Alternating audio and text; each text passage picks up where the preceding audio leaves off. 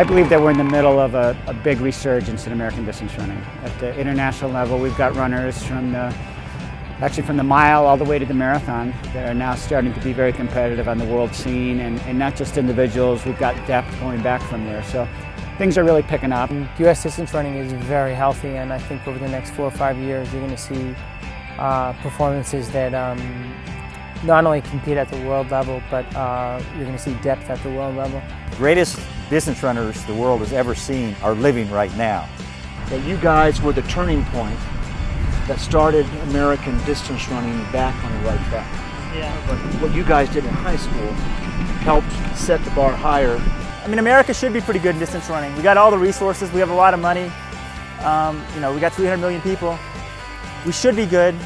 Because we took that for granted back in the 70s. And we lost that, and then you guys brought it back. Yeah. And it's taken this long for you guys to come up the pipeline to get to the point where now we can start to think that maybe we've got a chance at the international level. Yeah. The best is still yet ahead. And I'm damn proud of what you guys have done. They're just like regular people, but they were given one extraordinary gift. So you probably met people when you were a kid who were great in math in school, but he didn't do his homework. He probably didn't get as far as the guy that did do his homework. And it's the same thing in distance running.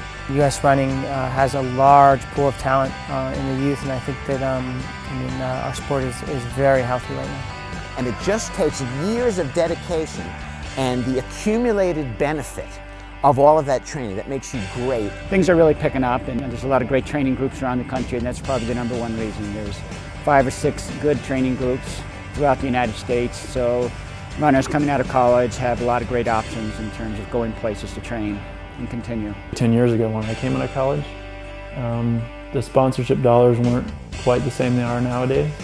It's been really nice to see the change just in the realm of the sport and the depth of the sport.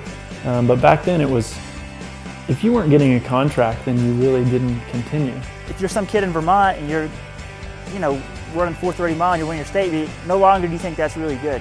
You get on the internet and you see, hey, there's a whole other world out there.